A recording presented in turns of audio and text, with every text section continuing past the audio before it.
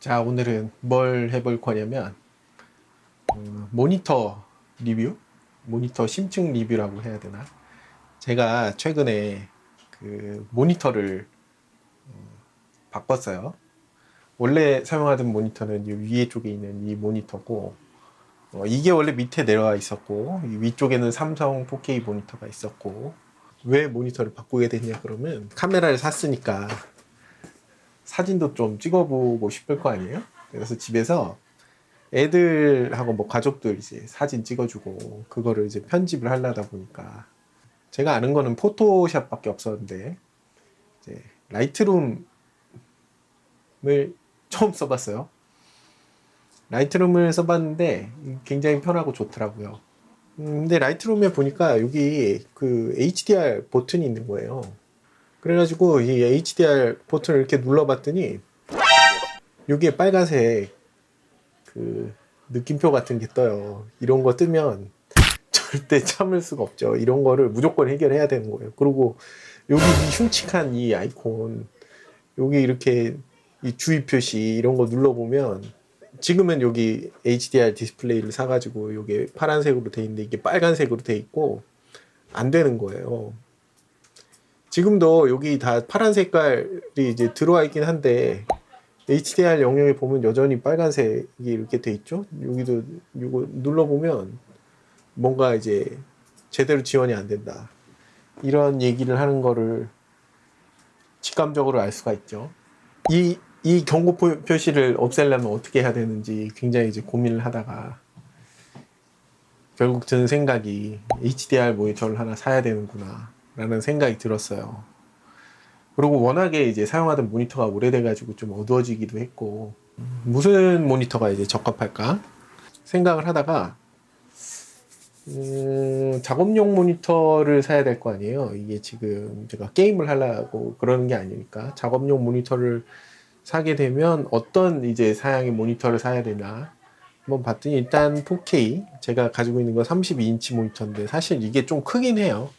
이렇게 손을 하면 이렇게 닿잖아요. 근데 예전에는 이 책상이 훨씬 더 이제 컸기 때문에 32인치 모니터가 적당했었는데, 지금 이 거리면 사실 27인치가 더 적당하긴 한 것 같아요. 그렇지만 기존에 있는 모니터하고 크기를 맞춰야 되니까 32인치 4K 모니터, 그리고 일단 작업을 해야 되니까 유튜브 뭐 사진, 집에서 보는 사진, 뭐 어디서 뭐 출품하거나 인화할 게 아닌 집에서 보는 그런 사진을 한다 그러면 그냥 sRGB 100% 가까이 이제 지원이 되는, 또는 DCI-P3 95% 정도 되는 그런 모니터면 될 것 같다. 그리고 10비트, 그런데 트루 10비트는 너무 비싸니까 그냥 8비트에 FIC라고 하나요?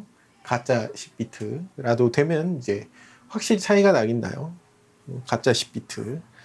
그리고 주사율은 그렇게 큰 고려 사항이 아니었어요. 게임을 할 게 아니니까 60Hz만 되면 된다. 이게 뭐 480Hz 막 이렇게 된다고 해가지고 아무짝에도 쓸모가 없죠. 게임을 할 게 아니니까. 개인적으로 게임은 TV에서 콘솔로 해야 된다고 생각하고 있어요. 가족이나 친한 사람들하고 그래야 이제 재밌는 거지. 그리고 이제 하드웨어 캘리브레이션이 돼야 된다. 사실 이거에 대해 가지고 할 얘기가 굉장히 많아요. 캘리브레이션. 그래가지고 이 영상을 찍고 있는 거기도 하고, 하드웨어 캘리브레이션이 되면 뭔가 이제 작업을 하는데 색상을 이제 정확하게 이렇게 맞춰서 할 수 있으면 좋을 것 같다 해가지고 이것저것 찾아봤는데, 유튜브에 스트로비스트 코리아 권학봉 선생님이라는 분이 계시더라고요.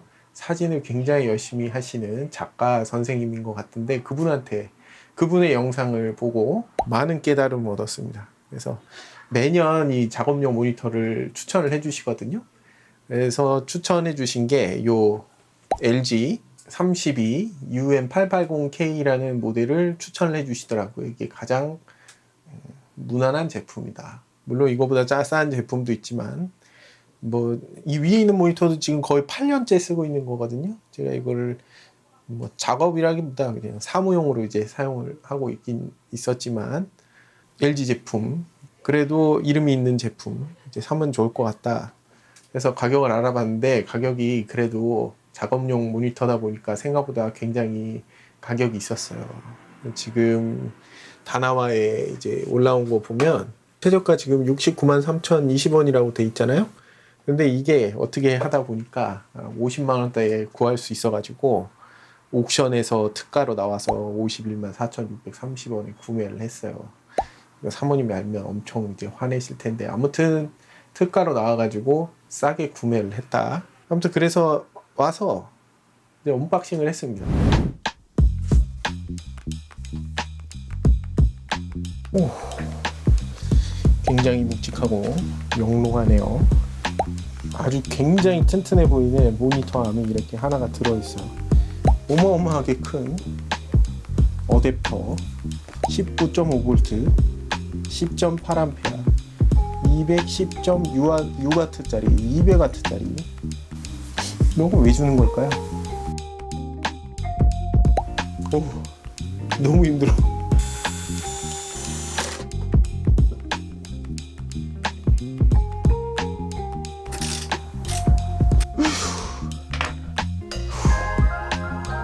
됐다. 와, 너무 차이 나잖아. 너무 좋은 거 아니야?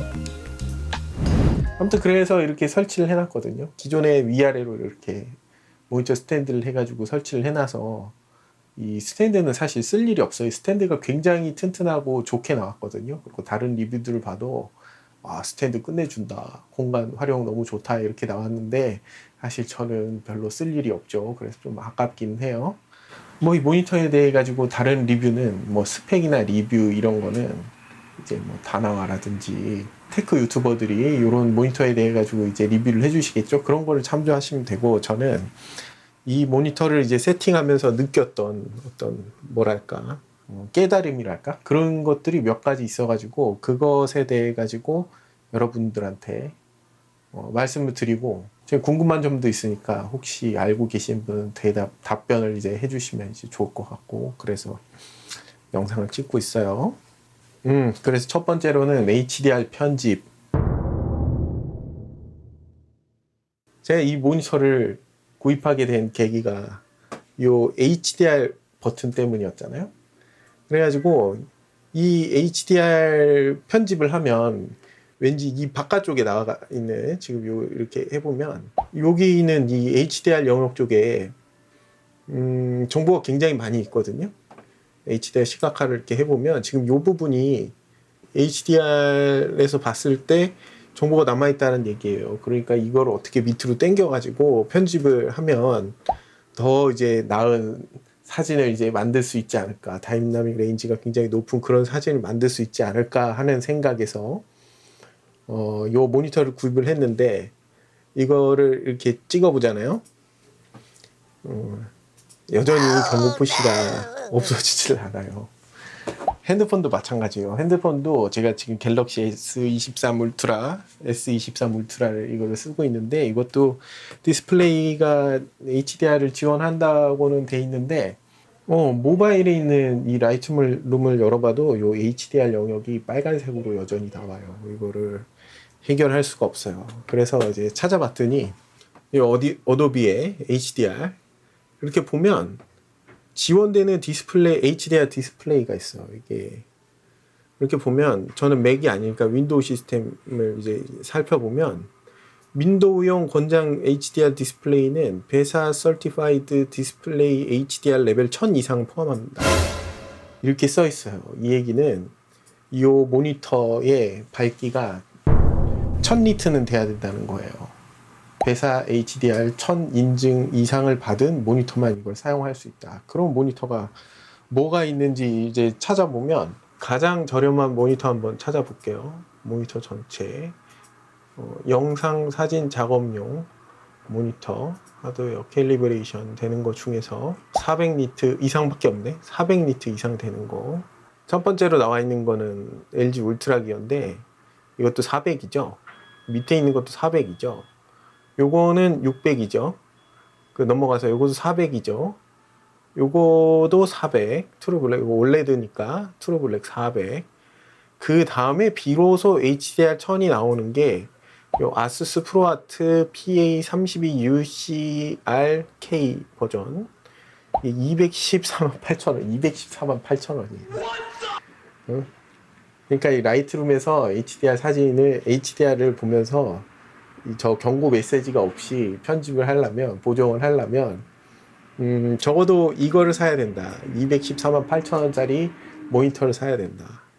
그리고 여기 또 보면 그 지원되는 HDR 디스플레이 맥 OS일 경우에 맥북 프로 14인치 이상 2021년 11월 이후에 구입한 맥북 프로, 그리고 애플 프로 디스플레이 XDR 요게 된대요. 이거 보면 애플 프로 디스플레이 XDR이 얼마냐면 789만 9천 원이에요. 그러니까 라이트룸에서 HDR 사진을 경고 메시지 없이 하고 싶으면 사실 맥이 제일 싸다는 얘기예요. 맥북 프로가. 그렇지만 저는 전혀 그럴 생각이 없기 때문에.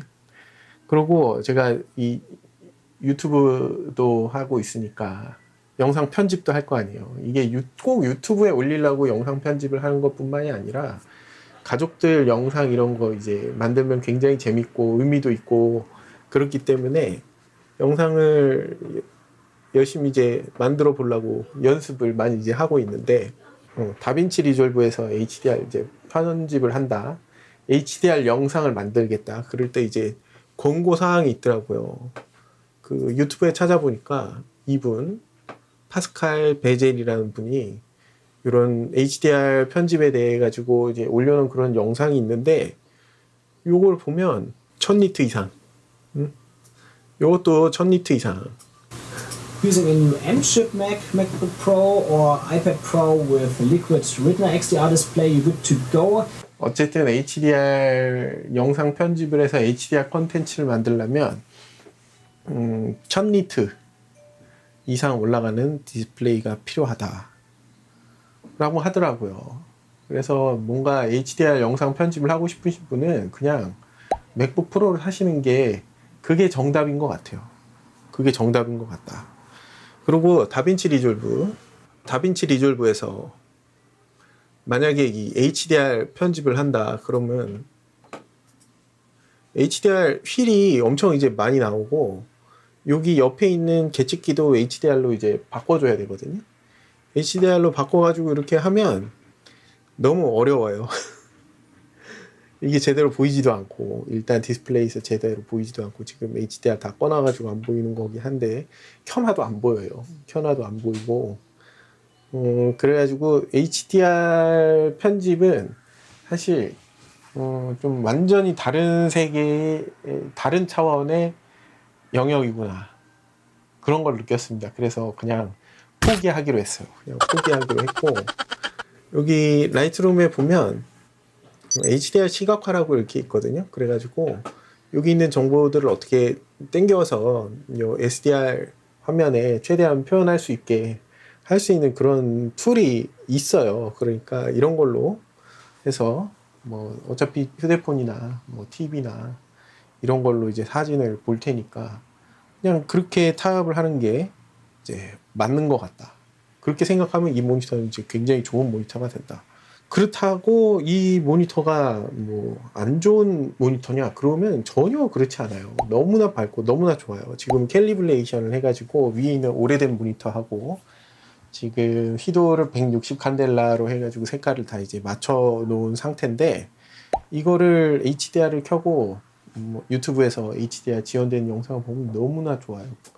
영상 모드에 선명한 영상? 이걸로 한번 해볼까요? 우와.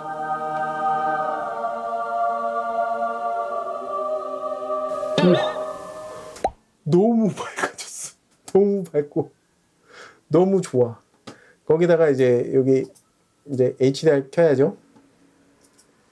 디스플레이 설정에서 HDR 켬, HDR 영화, HDR 선명한 영상. 영상 모드를 보면 사용자 설정, 선명한 영상, 영화, FPS, RTS. 이 게임은 안 할 거고 영화나 선명한 영상이 둘 중에 하나인 것 같은데, 영화를 하면 이게 훨씬 더 이제 자연스러운 이제 색감이 되는 것 같다. 요거를 선명한 영상으로 하면 너무 그 산만한 색깔이 든다. 산만한 애들 같은 아주 노랗고 뭐 그렇지만 이게 저는 제 눈에는 이게 더 좋아 보이는 것 같아요. 근데 와 이렇게 보면 진짜 좋아. 위에 거하고는 비교가 안 돼. 너무나 밝고 HDR 영상 한번 틀어봐야 되겠는데? 이런 거 한번 틀어볼까? 이것도 불 꺼봐야지.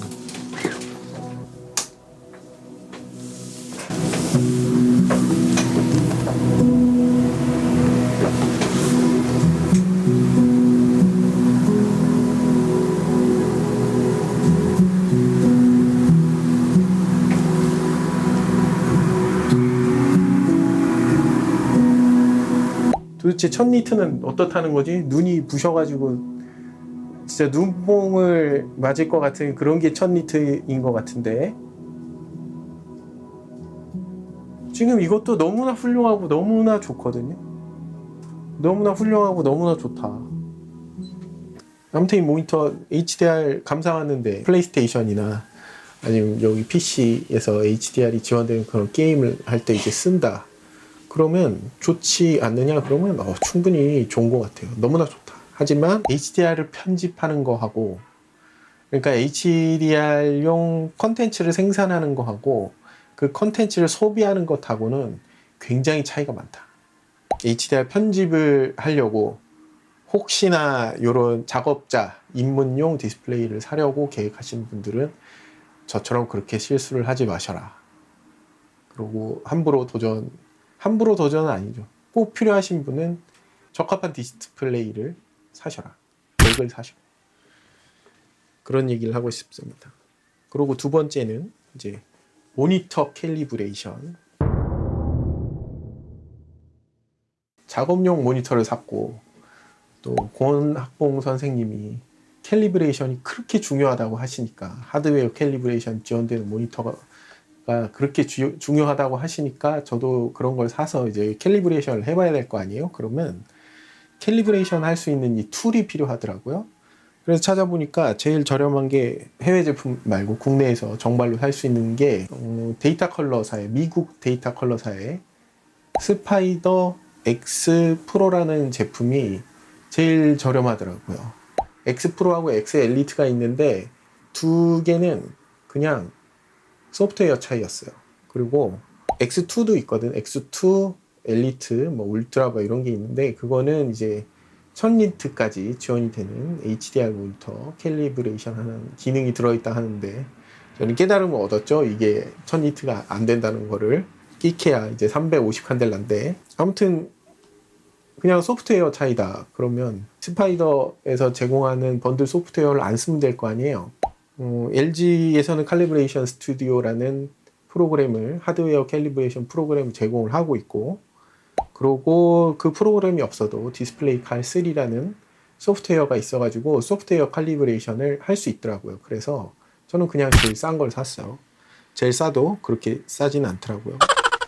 그래가지고 이제 하는데 이게 드라이버 이슈가 있어가지고 요 LG 캘리브레이션 스튜디오를 켜가지고 이제 연결해가지고 하면 처음엔 잘 되거든요. 그러고 나가지고 스파이더 X를 키면 또 안 돼요. 드라이버 때문에. 그리고 디스플레이 칼을 켜면 드라이버를 새로 설치해줘야 돼요. 여기 보면 도구에 장치 들어가면 이 장치 드라이버 설치를 합니다가 있거든요. 이거를 다운로드해서 설치를 해줘야 이 디스플레이 칼에서 스파이더 장치를 사용할 수 있어요. 우여곡절 끝에 이제 캘리브레이션을 하긴 했는데 집에 것까지 다 해놓긴 했는데 그 영상도 따로 찍어놨으니까 지금 여기 이제 삽입을 하면 되겠죠. 이제 제시간짝이 됐고 이 하드웨어 캘리브레이션을 할 때는 모니터를 한 대만 연결해야 되더라고요. 이거를 이제 연결하고 타겟을 160으로 해서 센서를 연결해야죠. 센서를 연결을 해주고 루트 전원을 켜면 스파이더 X라고 나오고 실행 여기다가 이제 움직이지 않게 잘 고정을 이제 했고, 다음을 눌러주면 이번에는 이제 작동이 될 것인가, 작동이 됐으면 좋겠는데 보통 저렇게 모래시계가 나오면 정상적으로 작동을 한다는 그런 얘기였던 것 같은데, 이게 이제 되는 거 보세요. 확실히 드라이버가 뭐가 꼬이는 것 같아요. 그러니까 이렇게 하드웨어 캘리브레이션하고 소프트웨어 캘리브레이션을 동시에 사용해야 되는 경우에는 모든 드라이버를 비롯해가지고 모든 것을 다시 지우고 설치를 해야 된다. 굉장히 귀찮은 작업이 되는 것 같은데, 그리고 캘리브레이션 스튜디오는 시간이 많이 걸리더라고요. 거의 한 지금 29분 남았다고 그러는데 거의 29분 걸리는 것 같아요. 한 30분 걸리는 것 같아요. 이제 거의 다 돼 가고 있는 것 같아요. 50초 남았습니다. 전에 보니까 0초 남았습니다 그러면서 한 1분 기다리더라고요. 1, 2분.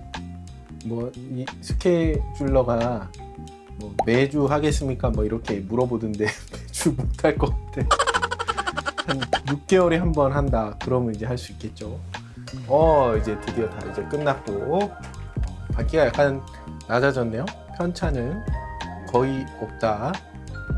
162칸델라. 세곤도도 편차 0.2%, 0.8%. 델타가 어떻게 되는지 이제 궁금하긴 하지만 검사 한번 해볼까? 검사는 얼마 안 걸리겠지?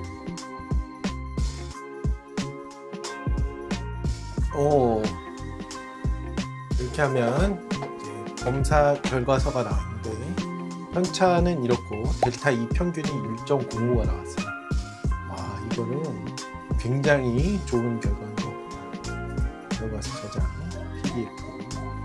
결과서는 이런 식으로 구성이 되어 있는데 교정이 잘 된 것 같고, 여기 이제 OSD라고 그러나요? 여기 들어가면 영상 모드 설정할 때 이제 캘리브레이션 1번이냐 2번이냐, 이게 최근에 된 거, 이게 나중에 된 거, 이런 식인 것 같아요.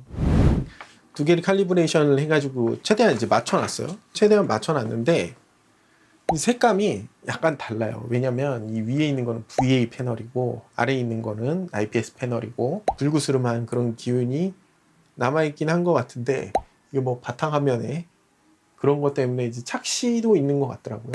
어디에 뭐가 위치하느냐에 따라 가지고 좀 이제 다르기도 한 것 같고 그렇긴 한데, 또 지금 아래 거는 하드웨어 캘리브레이션이 돼 있고 위에 거는 이 스파이더 번들 소프트웨어로 이제 해놓은 거거든요. 그러니까 두 개 간에 약간 이제 차이가 있을 수밖에 없겠죠.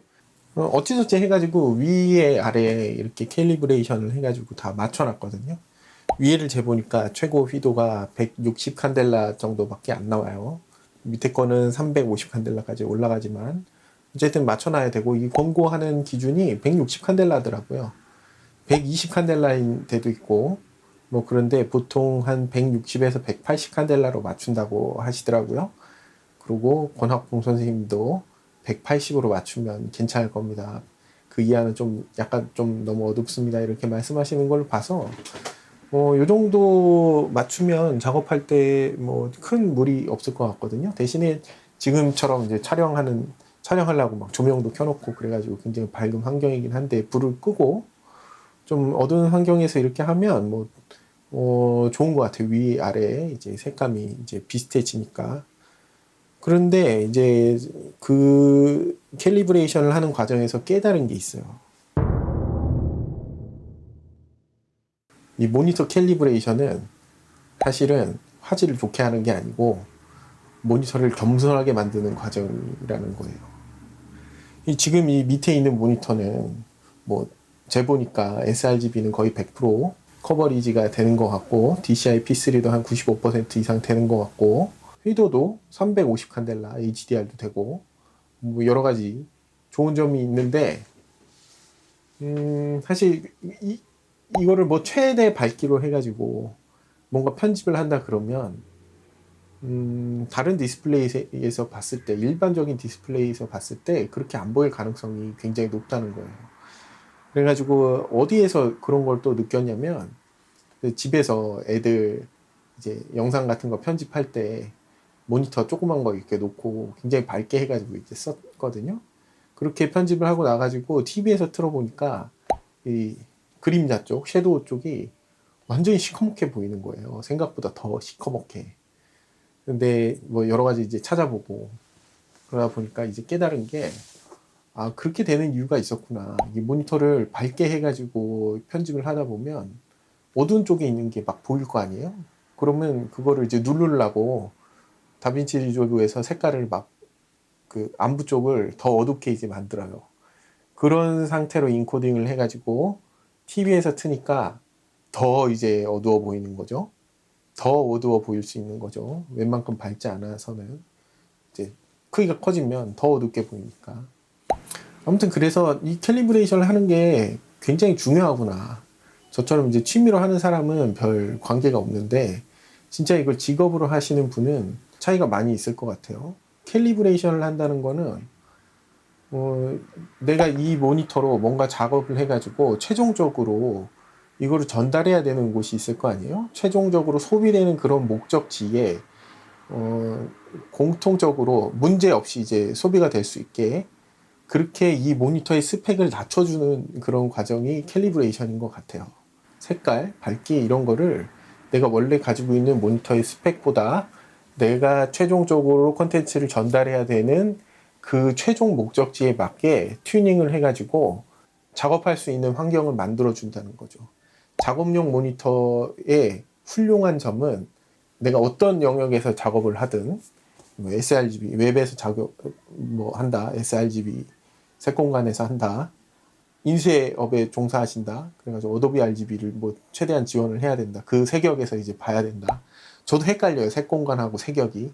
아무튼 뭐가 됐든지 간에 그런다고 했을 때 이 캘리브레이션이 정확하게 될 수 있다라는 그런 능력은 굉장히 중요한 것 같아요. 그런 기능들이 들어가 있기 때문에 가격이 약간 높아지긴 하지만 제 생각에는 그건 그렇게 비싼 비용을 지불하는 게 아닌 것 같아요. 그래가지고 이 작업을 하시는 분들한테는 이렇게 모니터를 적당한 환경으로 만들어 놓는 게 굉장히 중요할 수 있겠구나 라는 걸 깨달았습니다. 그리고 치과에서도 사실 모니터가 굉장히 중요해요. 그러니까 이게 모니터를 이용해가지고 뭐를 해야 되는 게 뭐 차트 작성 이런 것도 있지만 일단 엑스레이 사진을 봐야 될 거 아니에요? 엑스레이 사진은 보통 흑백으로 돼 있는데 그 비트 심도가 보통 12비트에서 14비트 정도예요. 그러면 이 모니터에서는 도저히 표현을 할 수가 없어요. 그런데 이제 진짜 의료용 모니터, 의료용 흑백 모니터 같은 경우는 그 비트 심도를 다 지원을 하거든요.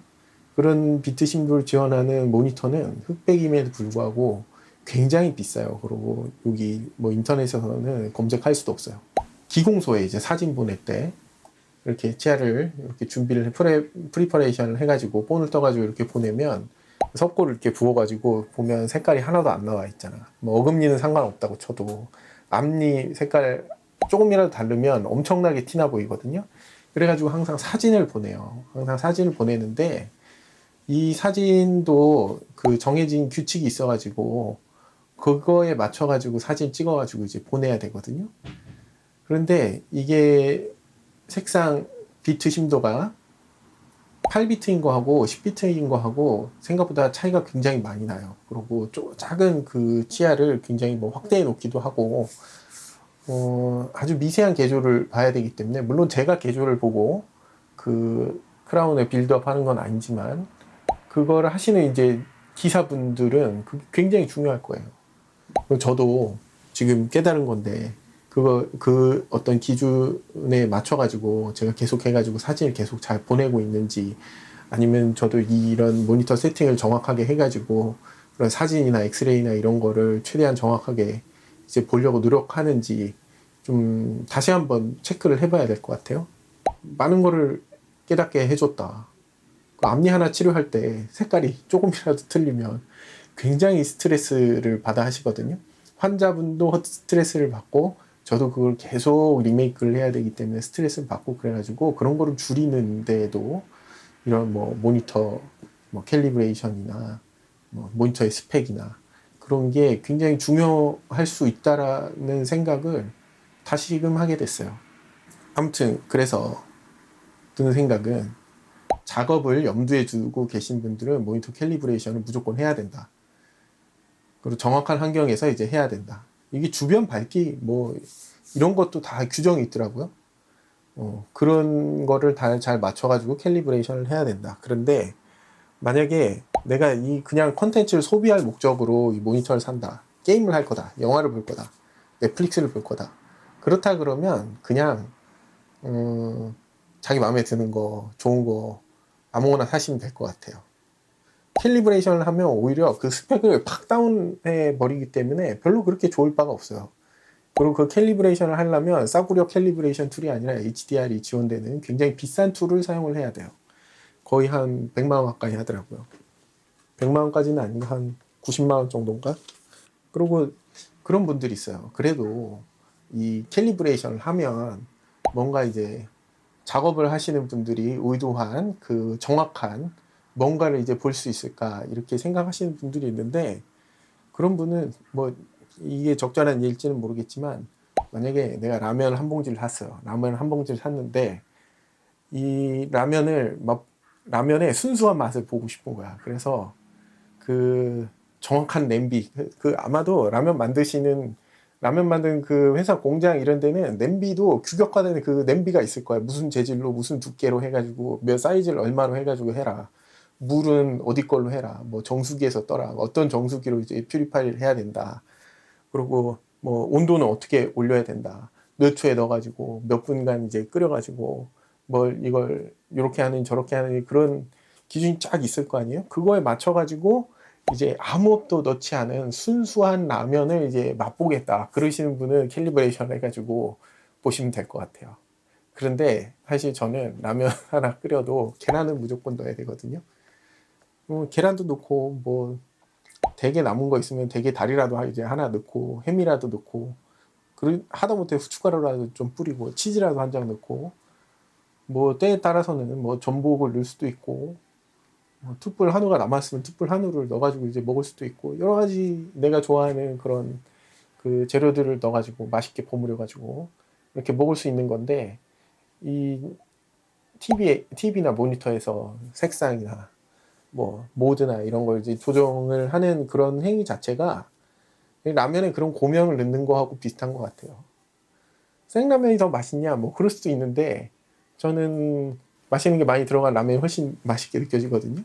그렇다고 치면 캘리브레이션을 만약에 내가 컨텐츠 감상 용도다 그러면 캘리브레이션은 전혀 할 필요가 없는 그런 일이다 라는 거를 여러분들한테 꼭 말씀드리고 싶어요. 혹시라도 비싼 돈 들여가지고 그 센서를 사가지고 캘리브레이션을 해보고 싶은 그런 분들이 있다 그러면 근데 만약에 이게 그러니까 라면을 만드는 사람이다. 라면 공장 사장이다.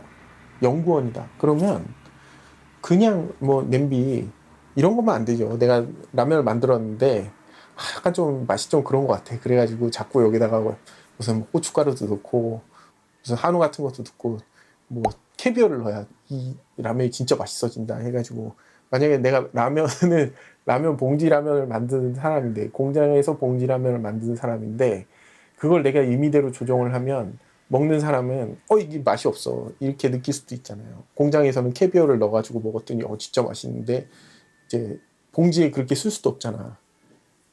이 라면은 캐비어를 넣어야 무조건 맛있어지는 제대로 된 맛을 느낄 수 있습니다. 그러면 도대체 그 라면 누가 사 먹겠어요? 라면을 만든 사람이라면 누구나 이 라면을 사가지고 끓였을 때 그냥 라면만 넣고 먹었을 때도 이제 맛이 나고 거기다가 뭐 간단하게 뭐 계란이나 이런 거 넣어가지고 먹으면 이제 더 좀 맛이 있고 그런 레인지가 있을 거 아니에요?